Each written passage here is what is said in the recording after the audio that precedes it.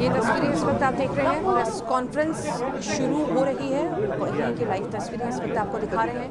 इंदौर भोपाल पर भोपाल में अर्चना की बरामदगी और बाइट शुरू कर दी जाए या आप लोगों को कुछ जानना है? मैं सबसे पूछ लेता हूँ, आप लोगों को सीधा बाइट चाहिए है या कुछ ब्रीफ पहले कर दूं? पहले आप ब्रीफ कर दीजिए।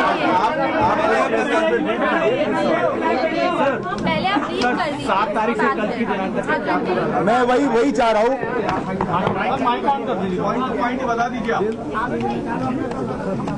हेलो हेलो हेलो हेलो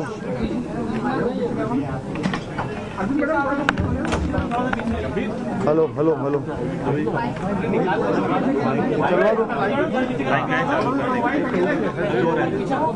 चलो कोई बात नहीं, मैं ऑडिबल हूँ मेरे ख्याल से। अगर 2 मिनट आप सब लोग शांत हो जाएंगे।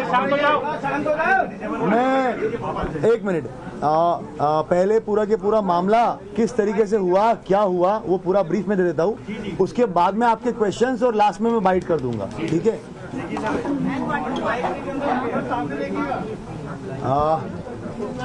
आप सब लोगों को जानकारी, एक सेकंड, आप सब लोगों को जानकारी में है कि 7 और 8 के दरमियान रात्रि जो है इंदौर बिलासपुर ट्रेन के अंदर से एक अर्चना तिवारी नाम की युवती जो B3 AC कोच में थी, वहां से वो लापता हो गई।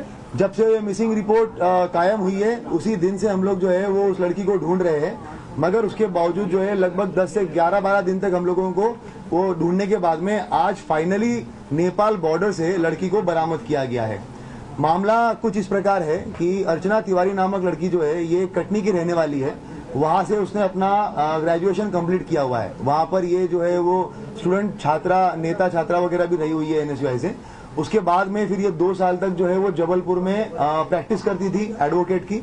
उसके बाद इंदौर में ये पिछले 1 साल से एडवोकेट की वकालत कर रही थी। इसी दरमियान जो है इसके परिवार वालों की तरफ से लगातार इसको रिश्ते वगैरह आ रहे थे जिसमें इसको शादी नहीं करनी थी। लगभग 3 से 4-5 शादी के प्रपोजल आने के बाद में कुछ इश्यूज हुए, शादियां टूटी या उसको नहीं करना था, उसने ना बोल दिया। एक इंदौर में जो है इसकी दोस्ती हुई सारांश जोगचंद करके है, 26 साल का लड़का है, शुजालपुर का रहने वाला है। ये 1 जनवरी के आसपास में, मतलब 1 जनवरी 2025 के आसपास में उसकी जो है वो उसके साथ में मित्रता हुई है। और ट्रेन में ही, इसी सेम ट्रेन में जो है ये उस दिन जा रहे थे और आमने सामने जो है इनका रिजर्वेशन था, तो आमने सामने बैठे हुए थे। ये वकील थी, किसी चीज के बारे में बात कर रही थी। सारांश का भी कुछ जो है वो इश्यू चल रहा था घर पे, तो उस तरीके से उसने उससे बात करना शुरू किया।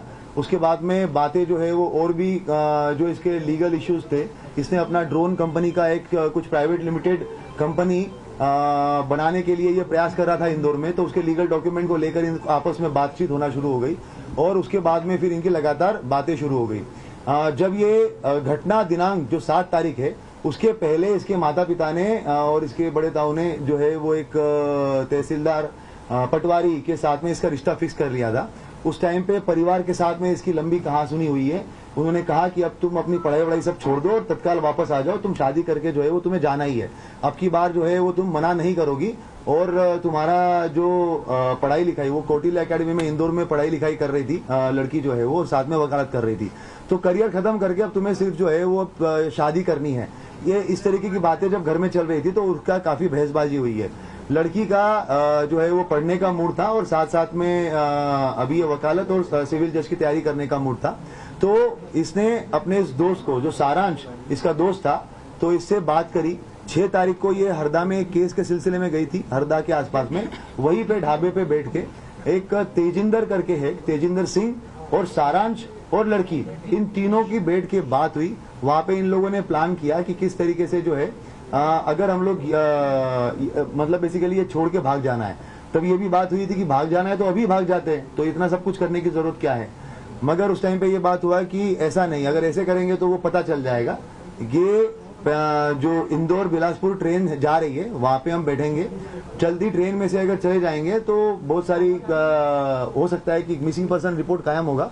मिसिंग, क्योंकि वो खुद भी एडवोकेट थी, वो ये जानती थी कि भाई GRP में मामला कायम होगा और वहां पर बहुत ज्यादा ये मिसिंग पर्सन वगैरह जो है वो ऐसे होते रहते हैं, तो हो सकता है कि वो मामला जो है वो ऐसे ही निकल जाए और उसके बाद में हम लोग जो है वो अपनी अलग आइडेंटिटी से अपनी अगली लाइफ स्टार्ट कर, मतलब मैं अपनी अगली लाइफ स्टार्ट कर लूंगी।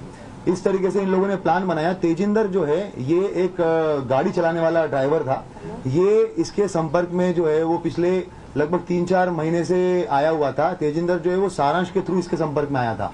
ये कहीं पे भी जाना जाती थी, माहेश्वर या बाकी जब जगहों पे, तो ये तेजिंदर के साथ में ही जाती थी, तो तब से इसको जानती थी। ये इटारसी रेलवे स्टेशन के पास में रहता था, तो इनकी बात हुई कि कहां पर सीसीटीवी कैमरे नहीं है। तो तेजिंदर ने बताया कि इटारसी रेलवे स्टेशन जो है वो मैं बहुत अच्छे से जानता हूँ, वहां पर जहाँ पे कैमरे नहीं है वहां से मैं इसको लेके चला जाऊंगा। तो ये डिसाइड हुआ कि ये इंदौर से बैठेगी। उसके बाद में फिर जब ये ट्रेन में बैठी है तो इसने सारांश को फोन किया है। कपड़े जो है वो सारांश शुजालपुर में रहने वाला है सारांश, और इंदौर में अप डाउन करता है।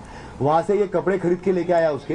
ये एक अपनी XUV 700 XUV गाड़ी से जो है वो बाय रोड वहां पे इटारसी तक आया और नर्मदापुरम तक आया। नर्मदापुरम में इसको तेजिंदर मिला। तेजिंदर के साथ में इसने उसको कपड़े दिए। तेजिंदर जो है वो नर्मदापुरम में ट्रेन में बैठा हुआ है। ट्रेन में बैठने के बाद में इसने लड़की को कपड़े दिए। उसके बाद में जो सारांश है ये लड़का पहुंचा इटारसी बाय रोड। उसके बाद लड़की ने जो है वो अंदर ही अंदर कपड़े वपड़े चेंज किए ताकि उसको कोई पहचान ना सके। उसके बाद में ये A2 B3 कोच में ये थी, मगर ये A2 कोच से अलग से बाहर निकली इटारसी में। इटारसी में ऐसे बाहर निकली कि क्योंकि तेजिंदर को पूरा पता था कि कैमरे का सिस्टम कहाँ पे है और कहाँ पे नहीं है, तो आउटर एरिया में इसने जो है वो लड़की को उतारा और वहां से उसको लेके चला गया।